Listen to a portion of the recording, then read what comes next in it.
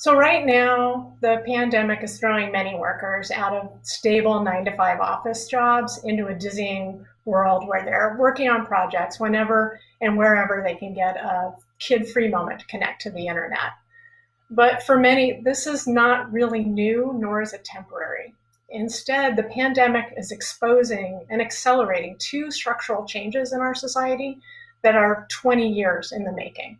One is painfully obvious. Information and service-driven economies depend on legions of workers, food service, daycare, creative, and healthcare workers, all essential to our economy, but whose fates rise and fall with consumer demand.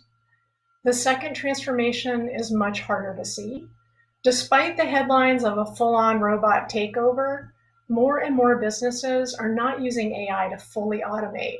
They're combining algorithms, application programming interfaces, and the internet to contract work out, letting computation schedule, manage, ship, and deliver bill tasks that can be picked up by people surfing for work online 24/7 around the globe.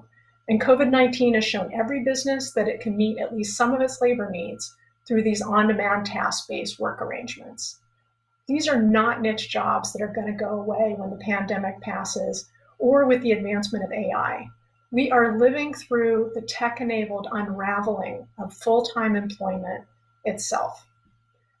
A recent study of job skills and titles listed on LinkedIn suggested that more than 149 million new digital tech jobs are going to come online in the next 5 years alone. And the bulk of these are in information services, online tasks that are going to require problem solving and time-bound projects that depend on bringing together collaborative teams digitally connected. Tasks like content review and moderation, telemedicine, text-based customer support, data analytics, and last-mile physical delivery of services from home care to food delivery are all part of this trend. And all are technically hard problems for full automation. They require keeping people in the loop to push AI along or to take over when AI falls short. Now, these open call task-based labor markets deliver two types of value to both businesses and consumers: availability and abundance. Think about the last time you used a ride-sharing app like Uber or Lyft. You don't want just somebody picking you up. You want the experience of opening the app and seeing 10 drivers nearby idling, waiting to pick you up when you're actually ready to walk out the door. Businesses serving consumers' immediate demands or organized around finite projects are no longer able to meet their needs, finding the perfect employee who must build up the skills over the course of a 20-year career to deliver everything. So arguably, society does not know how to value people who are available at a moment's notice, unless they have cachet as experts or superstars. We also have a very bad history of valuing people who put themselves in the service of others, whether it's teachers, nurses, custodians, food service, or stay-at-home parents. But now we increasingly don't see or know the people behind the services that we take for granted, which makes us even more susceptible to ignoring their needs, inadvertently worsening their work conditions. So the information service work that we studied can isolate workers. There's no factory floor, no single employer of record, no benefits, no base pay or a pay for being on call. No workers are able to collectively represent their interests, and they don't share a sense of professional identity that can build solidarity as it's been built in traditional labor movements. For example, when I asked people to describe their work, some answered that they work for themselves, others said that they worked for a Silicon Valley startup, and a few proudly described themselves as business owners, subcontracting tasks to create jobs for others. People could be doing the exact same task and spend vastly different hours on the clock, motivated by different needs and different interests. Yet this new form of work depends on them all, rallying when called and leaving when their task is done. So citizens, governments, consumers, workers, and businesses need to broker a new social contract and safety net for these workers. We have to assume that they don't have a single employer or work site, that they will be constantly learning task to task, and they'll bring that knowledge to their next assignment so that the next business and consumer benefits. If the pandemic has taught us anything, It said our economy hinges on equipping every working adult with a set of essential benefits: healthcare, sick leave, employment insurance, family leave, and continuing education. For most of the industrial era, we've treated those benefits as perks to recruit and retain full-time employees. We can't afford to do that anymore. And the marketplace alone can't make the future of AI-enabled service work equitable or sustainable. That's up to us. Thank you. Thank you, Mary. That was great. So I assume these ghost workers exist in almost every community around the world. Is there a typical demographic profile for these workers? No, I mean, they really are just like you and me. There are people from the age of 18 to their late 70s doing this work.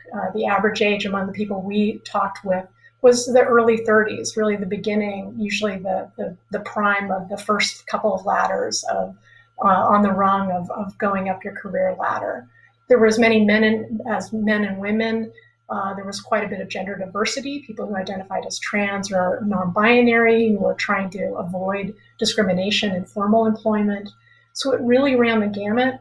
The thing that really stuck out to us, most people were college educated. What was significant was that there were many who were first generation college goers. So these were people who were just using their education to land stable employment when the Great Recession hit. So many people had come into these jobs because they were trying to stabilize after the Great Recession. It makes me wonder how they're faring during this pandemic. Are they better off than some? Are they continuing to work? So the workers I'm still in touch with are really struggling. In some ways, they are carrying on as they always have. The kinds of tasks they were doing have not necessarily diminished. Many of them were working subcontracting with other businesses that still have contracts they need to fulfill. They're working with a mixture of full-time employees who are trying to finish their jobs from home, but they're also competing now with more people who are furloughed or have lost their jobs, who are turning to this kind of work to try and find economic means. So there are a lot of supports that these workers need and other workers need. Can you talk a bit about some of those supports? And is there a way for industries to share the costs and the systems that need to be put in place? Yeah, I think what's most notable from our research is that because there isn't one kind of worker, and because this is really an open call approach, so think about Facebook or Wikipedia, that means you have a range of people who are coming to these task-based jobs, often on contract, because they're trying to fill a particular need in their lives. So there's not one kind of worker here. That means that often there's a core group, we call them always on, who were doing most of the work, but there was a large group, a good percentage we called regulars, who had a set number of hours or a set number of tasks, certain kinds of projects they were doing, who were just as important to keep these labor markets going. And then a long tail of people experimenting, trying to figure out if this was a place where they could practice their graphic design skills or be able to learn a new language. All of them were equally important.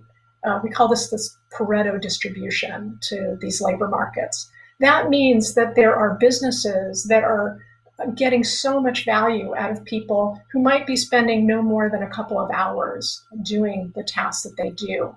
The approach we have to take, and we saw two businesses particularly who were our models for really approaching this labor force to support it and make it sustainable.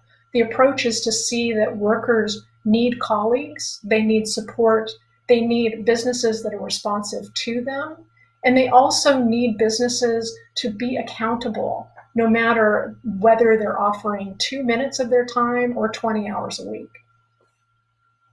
So what are the things that you imagine we should install? Things like portable healthcare, and beyond those sort of benefits, the cultural things you mentioned. What do you imagine these workers should have as not attached to their sort of a full-time employer? Let me take the example of actually a group that's fairly familiar to TEDsters, the Open Translation Project. It is the backbone of translating many TED Talks. That is run by Amara. It was one of the groups that we studied. And several years ago, they were able to move from being an all-volunteer group, 500,000 large, to being able to offer their transcriptionists paid work because companies were coming to them, asking them if they could quickly translate and caption video. So that's a really good example of a company that took the approach of saying, we have a group of people who want to be able to spend more time on the site and turn it into paid work. What do we need to do to support their efforts? The things that Amara does, they approach every project as a collaborative team, effectively a cooperative of linguists and transcribers coming together to work, and they make sure that their schedules are the priority. They do everything they can to give people opportunities to choose the projects that they want to do. And the third thing that they're thinking about is how to give people the capacity to control their schedules so that they can make work for their daily lives. In many cases, people are juggling childcare, elder care, so they need more control over what they're doing day to day. Now, a company like Amara can't make the entire environment, the entire ecosystem of captioning and translation equitable and fair and sustainable. We need policies that basically recognize every company needs to be able to provide training. Every company should be providing some opportunities that lead to career development. We're going to have some way, and we see plenty of examples of what portable benefits could look like, where you have every single company that's getting value out of a worker, putting in money, not just for that worker, but so that some worker like them can show up tomorrow. That's the approach that's going to work for this labor market that relies on and will continue to need that Pareto distribution of participation. I mean, it sounds like there's opportunity for exploitation, but also a really positive opportunity for both employees and for companies. Yeah, the exploitation is really coming from the fact that we don't have labor laws that really approach labor as something that can be contracted and contingent and a good thing. Like, we literally have written labor laws and locked them into the equivalent of the assembly line from the early 20th century.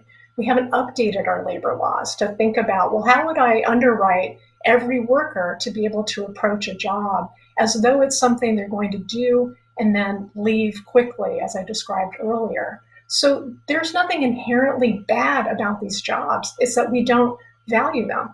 We could make these incredibly rich opportunities for the globe to be able to tap in and provide what it is that they want to do, what they excel at, or what they want to experiment with, and provide a great deal of value to the businesses they're serving, the consumers who benefit from what they have to offer, but ultimately from the workers being able to move to the kinds of projects that really excite them and fit their lives. Like, if we could give workers control over their schedules, opportunities to control what kinds of projects they work on, and the ability to connect with and collaborate with their peers, that would be a game changer. But I imagine it also changes how companies see their competitive advantages. Like, companies often look to hire the best people and sort of lock them into their ecosystem. How does it change how companies think about that? So that quality of abundance that I described earlier, that's really critical to understanding why companies don't benefit from investing deeply in one employee, trying to find the perfect full-time worker, and hoping that what they learn will stay with that company over the long haul. There's nothing about service-driven economies, particularly if, let's use the example of healthcare or medicine. There's nothing about that world that doesn't constantly need to change and update.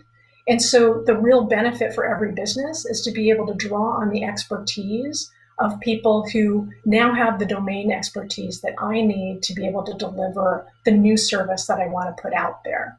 The worker doesn't benefit from being stuck in a job where they're outdated or they're bored with what they have to offer. If they're constantly being challenged and given the opportunity to learn what they need to keep learning, they're going to be able to bring something of value, again, to other businesses.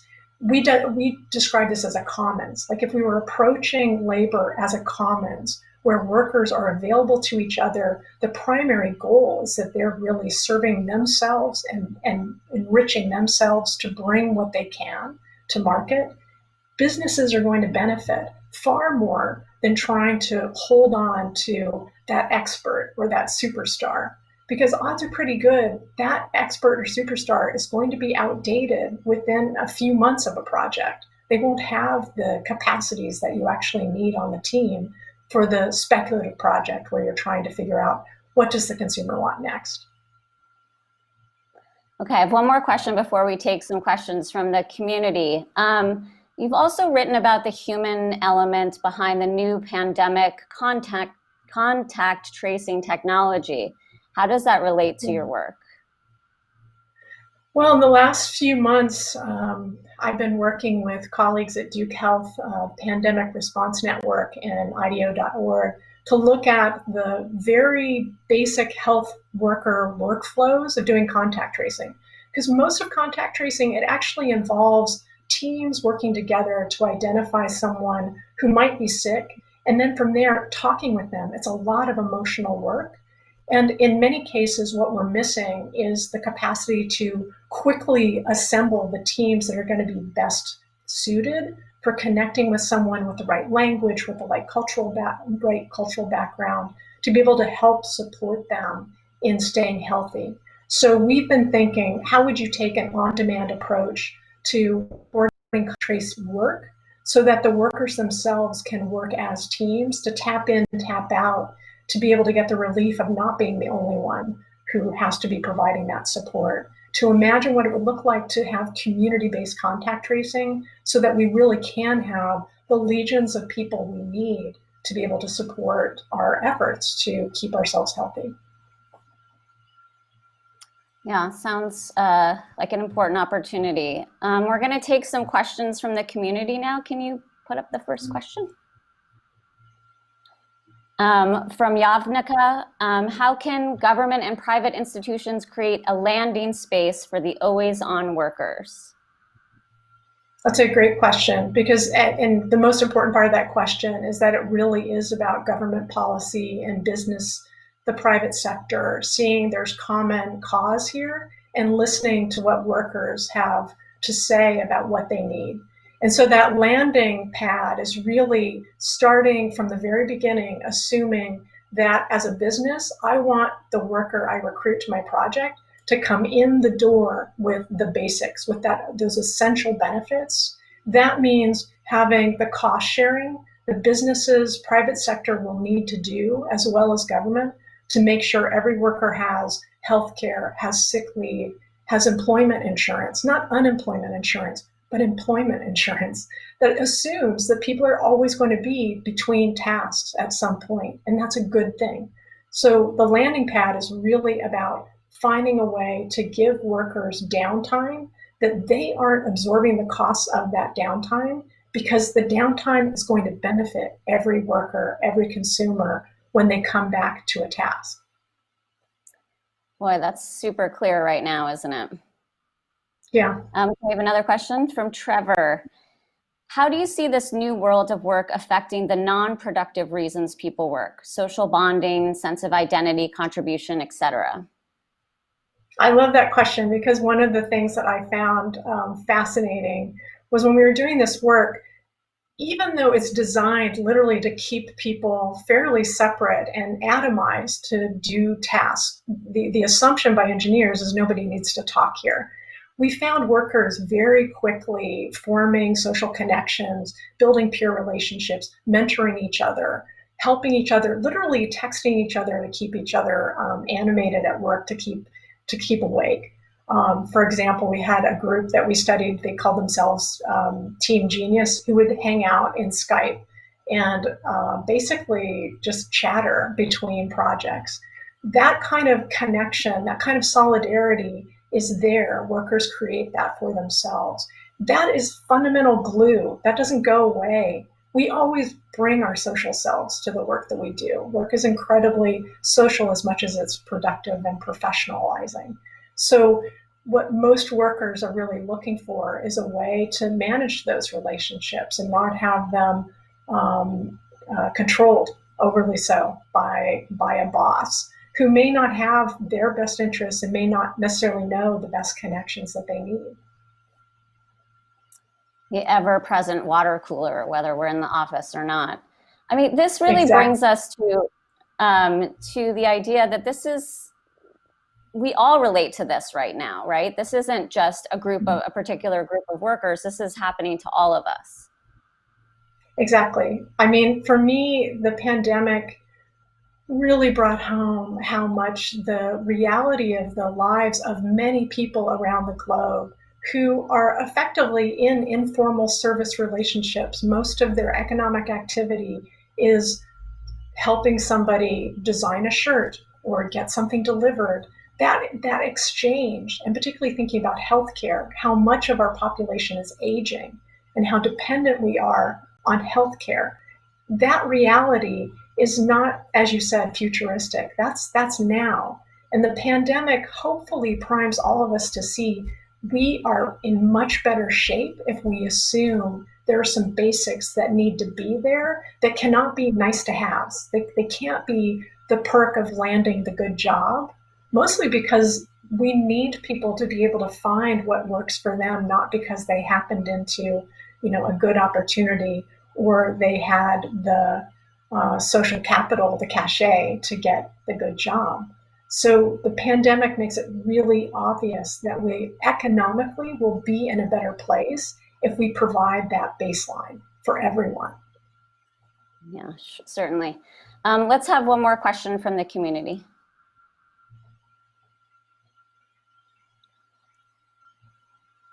From Jamie.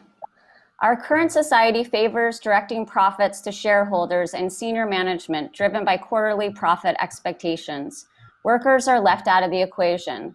How do we convince companies of the short and long-term advantages of funneling benefits to the base level workers? And how do we shift laws and regulations to protect workers' rights when the shift has been in the opposite direction for the past few decades? I think that last part of the question is so important. We have been shifting to a deep reliance on contract work for reasons that are now in businesses' interest. We could argue to the day is long that the dismantling of full-time employment was never about particular needs in the economy, but we are a consumer-driven economy. We depend on figuring out and tapping into what does the consumer want next. That service-oriented, experiential way of creating value, that's not going away. We don't make a lot of money off of manufacturing chairs. We make a lot of our economic lives out of serving each other. And so that reality of realizing our employment laws are part of the problem right now. They're constraining businesses from offering a suite of benefits precisely because businesses in the United States feel like they can't afford to be employers of record. Because in the United States, that means I'll have to provide health care. I'll have to provide sick leave. Well, wouldn't it be amazing if those were provided and an employer could literally say, okay, I've got who I need for this project. I'm bringing them on. I'm responsible for putting in upfront some resources so that I know tomorrow I'm going to be able to find the next person I need for the next project I'm doing. So it's in our business interest in these new markets to fully take in, we need to make sure our policies are giving us workers who are equipped to start today, leave tomorrow, and the day after that, I'm going to be able to bring in somebody who can start the next task. That means being interested in the long term in some ways, saying, I am going to have to give up quarterly profits, but the dividends down the road, especially look at what we're learning right now. It doesn't pay to have people without support to be able to weather what is effectively something that will pass. We are destroying our economy because we didn't think about the need for just a little bit of upfront prep and a little bit of upfront investment in workers. It seems like we did a great job of designing a system to react to companies' on and off needs, whether because of uncertainty or crisis or, just speed to market, but we didn't think about the other side of it, which is what the workers need to be supportive in that new reality. So I guess questions are flooding in from the community, so we'll take one more. Okay. From Stephen. Is part of the problem that these workers may not be American and thus revisions in American labor law could be problematic? Good question. It's a great question, and it's complicated because in some cases, yes, for some information services, we're talking about localizing material for other markets, for emerging markets. So there's no way to do that localization, no way to make sure a product or a service is really tailored to, say, a Brazilian audience without hiring workers who really have that context down. But for a lot of this work, it's not just a global question. We have a supply chain that's dependent on many different workers from around the globe contributing. But yet, we in the United States have set no marker that says this is the baseline for how workers participating in a task-based market should be supported. We could start today with being able to say, we're going to have expectations that every worker does have health care. We're going to have expectations that paid leave is a part of employment in this setting. We will be paying more that will eventually become the model for what the rest of the globe sees as necessary for supporting the workers who are contributing to an information and service economy. So the challenge is not as complicated as we make it. It's much more of our mental map for what's the good job. It's the full-time employment position. That's no longer the good job. In fact, those are really hard to find in most of the world. So it's thinking about what would make every job dignified, equitable, sustainable. What does that look like? And we have the power to do that. We have the means to do that. And we now have an entire economy that needs that. That's the difference. Mary, before I let you go, just one more question. This has obviously been a huge pause and a huge upheaval to our economy and businesses around the world. Do you feel hopeful in this moment that businesses are paying attention and may be more interested in putting some of these policies in place or supporting this kind of, new regulation? I do. I do, because I think any of the companies that are involved in on-demand services, any of the companies that know that they're as reliant, as much as they need their full-time employees, they're as reliant on contract workers. They know that they need those contract workers to be in the best position to come and go as possible. And the way forward is precisely being able to say, gosh, I actually want workers, all workers, no matter where they're working, no matter how many hours they put in, no matter what projects they pick up, I want them to have this baseline. You might think of it as, back in the day, we knew that we needed everybody to have universal education. There wasn't a business out there that thought, gosh, I don't want my workers to have some baseline of education. Well, the baseline has moved up. The baseline is now making sure that my workers have higher education, know how to learn, like have that sense of being able to pursue education, that they do have the health care they need because they're living longer. They have more to offer. So these things that really didn't make sense when we first put labor laws in place now are necessary to the functioning of our economy. And I do feel incredibly hopeful because I think that's obvious to anybody listening to me right now and to many of the businesses that want new playing rules. They want to be told what are the ways we can move forward together, because none of these companies can make this new reality on their own. The market is not going to solve this. This is a social policy need.